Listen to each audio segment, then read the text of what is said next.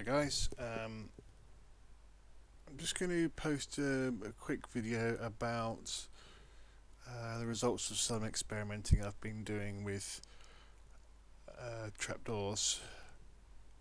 This here is a trapdoor bridge with completely hidden wiring, and it's not all open closed, it's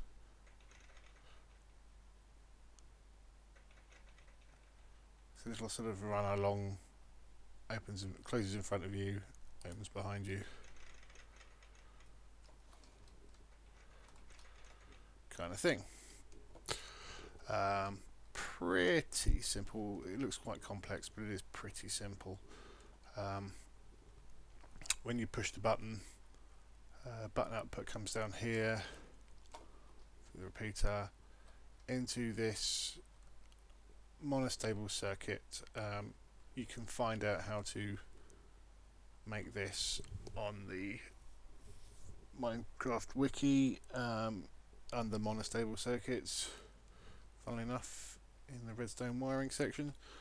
This is basically an RS NOR, so when the power comes in here, this trips and goes to permanently on, but it also sends a signal down here through these delays and back again to the reset switch, which then switches it back off again.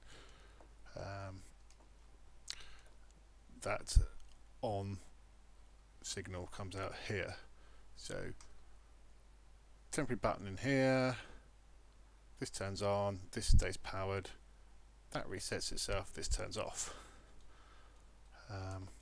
Inverted here, so that it's all on, so that the trapdoors are open, and then these go to each one. Starts with here, which is number 1. This one under here is number 2. This one here is number 3, etc., etc. And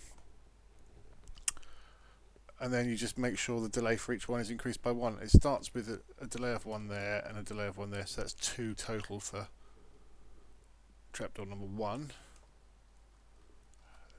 Trapdoor number 2 has a setting of 3. Number 4 has a setting of 5. Number 6 has a setting of 7, etc., etc. Just make sure that each one has got 1 delay longer than the other. You should get a nice wave pattern. They have to be alternating left-right in order to have the fully enclosed wiring. The trapdoor has to be powered from behind with a redstone wire or on top. Now obviously if it's on top, the wiring is exposed. You can't have one of these repeaters up against the wall, it won't send the signal through the block. So that is the best we can do for fully enclosed wiring, unless anybody can correct me otherwise. Now, if we want them all the same side, and we've got here, you will see we've got exposed wiring because we have to have one coming in the back and then one coming in the top. However,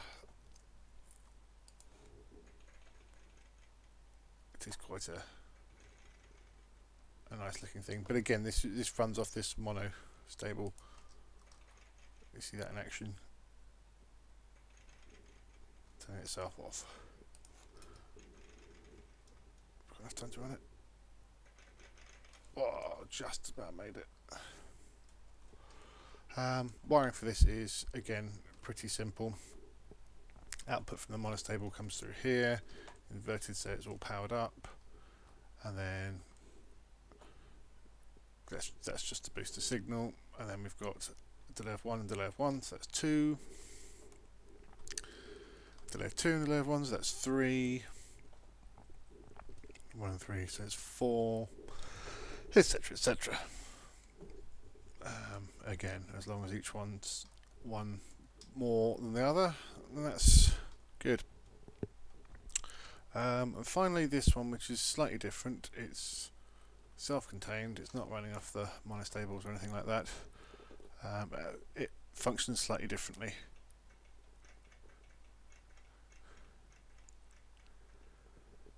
So that you can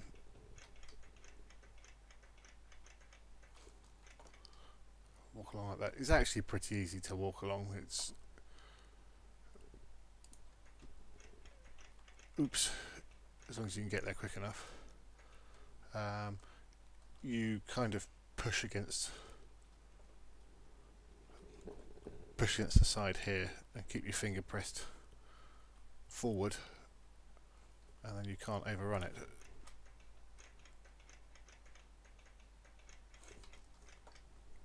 But it looks quite scary.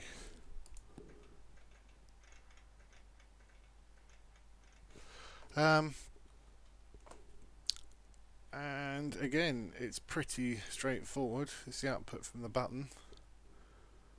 Quick repeater, delay of 1, next one, delay of 4, and the next one is 4, 8, 12, 16, 20, 24, etc, etc. If you're going to boost it like this, make sure you subtract 1 from that. And as the sun sets, I think that's our cue to end it there. I hope that's been of interest. You could use these for some great maps or something, I don't know. Whee! See you later.